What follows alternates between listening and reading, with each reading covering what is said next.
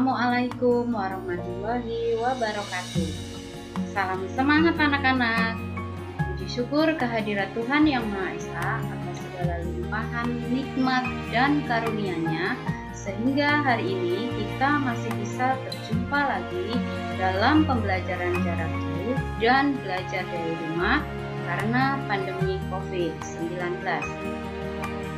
Hari ini kita akan belajar kompetensi dasar yang ketiga, yaitu Kedaulatan Negara Kesatuan Republik Indonesia.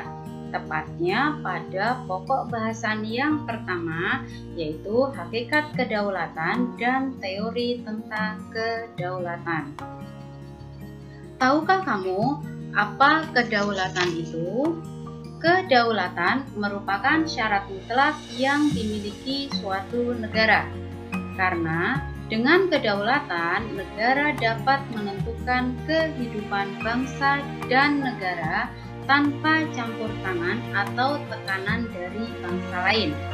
Bahkan, terkadang suatu negara harus menunjukkan fungsi dan peran kedaulatannya untuk dapat diakui oleh masyarakat dan rakyatnya dan serta bangsa-bangsa lain di dunia.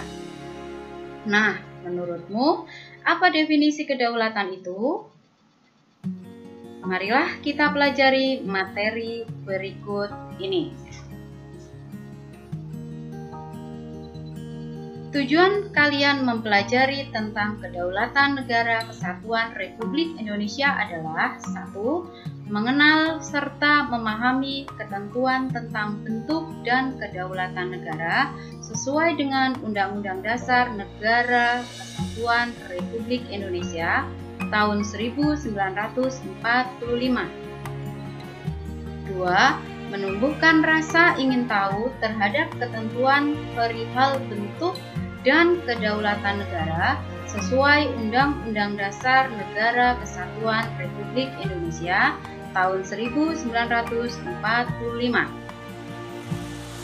3. Memahami berbagai prinsip kedaulatan sesuai Undang-Undang Dasar Negara Republik Indonesia tahun 1945. Dan yang keempat adalah memahami dinamika perwujudan kedaulatan negara kesatuan Republik Indonesia. Selanjutnya, mari kita pelajari lebih lanjut.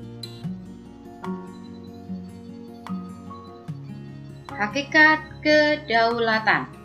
1. Pengertian kedaulatan. Kata kedaulatan berasal dari bahasa Arab daulah. Dalam bahasa Inggris, sovereignty. Kemudian dalam bahasa Prancis, souveraineté. Sedangkan dalam bahasa Italia adalah sovranità yang berarti tertinggi. Jadi, kedaulatan adalah kekuasaan tertinggi dalam suatu negara yang berlaku dalam seluruh wilayah dan segenap rakyat dalam negara tersebut. Atau kedaulatan itu adalah kekuasaan untuk mengatur negara tanpa campur tangan dari negara lain. Jane Bodin mengatakan bahwa kedaulatan adalah kekuasaan tertinggi untuk menentukan hukum dalam suatu negara. Sedangkan unsur-unsur negara terdiri dari 3 macam. 1. Wilayah. 2. Rakyat. 3. Pemerintahan yang berdaulat. Wilayah dalam suatu negara meliputi tanah, air, dan udara yang tentunya masing-masing mempunyai batas-batas wilayah dengan negara sekitar. Yang kedua adalah rakyat. Rakyat adalah orang yang secara hukum berada di wilayah suatu negara dan diakui secara hukum. Dan pokok bahasan kita itu adalah pada unsur negara yang ketiga, yaitu kedaulatan. Kedaulatan ada dua macam, yaitu kedaulatan ke dalam dan kedaulatan keluar. Kedaulatan ke dalam adalah negara memiliki kekuasaan tertinggi untuk memaksa semua penduduknya agar mentaati undang-undang serta peraturan yang ada di dalam negara. Sedangkan kedaulatan ke dalam itu Indonesia yang termuat dalam Undang-Undang Dasar Negara Republik Indonesia tahun 1945 antara lain sebagai berikut. 1. Melindungi segenap bangsa Indonesia dan seluruh tumpah darah Indonesia. 2. Memajukan kesejahteraan umum. 3. Mencerdaskan kehidupan bangsa. Selain itu, negara juga mempertahankan kemerdekaannya terhadap serangan-serangan dari negara lain dan mempertahankan kedaulatan keluar. Kedaulatan keluar adalah kekuasaan yang dimiliki oleh suatu negara untuk melakukan hubungan kerjasama dengan negara lain. Adapun kedaulatan keluar Indonesia dalam Undang-Undang Dasar Negara Republik Indonesia tahun 1945 antara lain sebagai berikut. 1. Ikut serta dalam perdamaian dunia yang berdasarkan kemerdekaan, perdamaian abadi, dan keadilan sosial.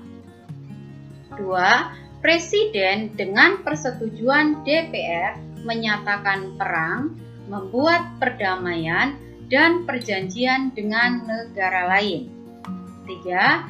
Presiden mengangkat duta dan konsul yang akan ditempatkan di negara-negara sahabat. Kedaulatan mempunyai sejumlah sifat pokok, yaitu asli, permanen, tunggal, dan tidak terbatas. Apa ya maksudnya dari masing-masing sifat kedaulatan tersebut?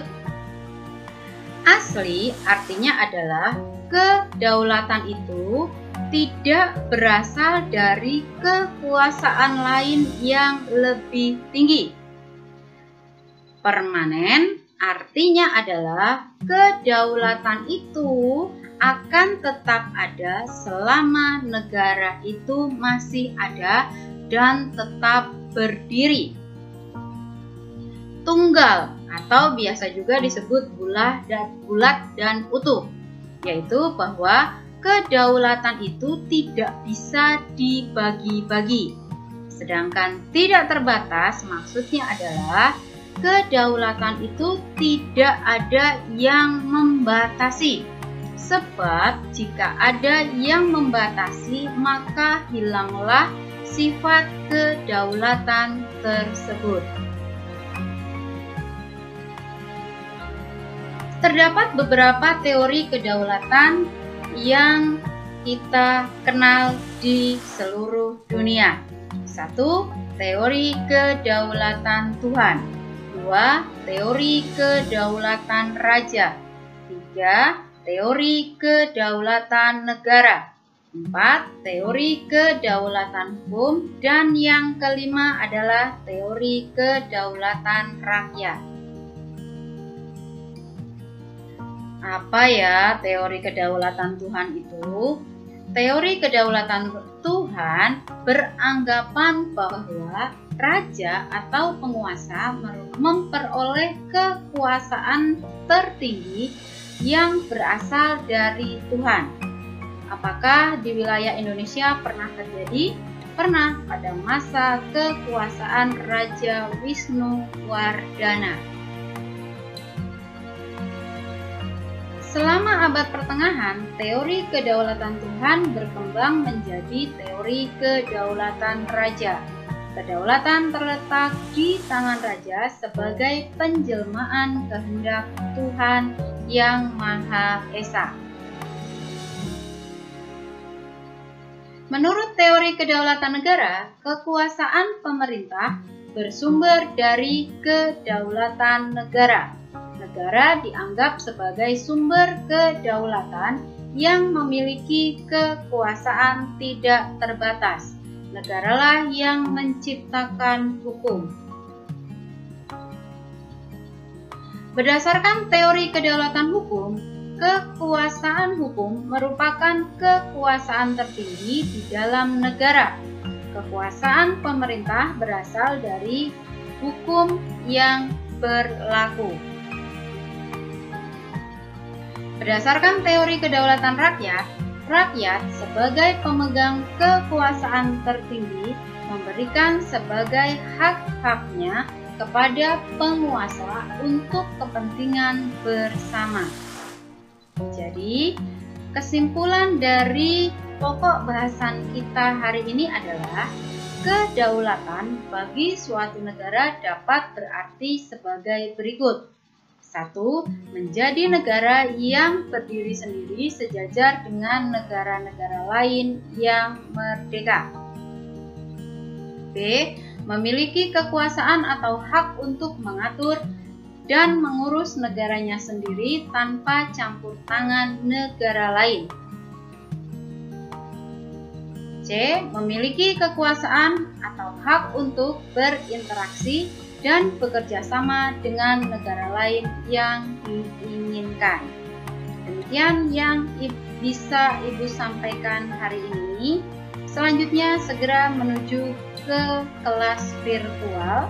Sampai ketemu lagi pada pokok bahasan yang lain, dan Assalamualaikum warahmatullahi wabarakatuh. Tetap semangat.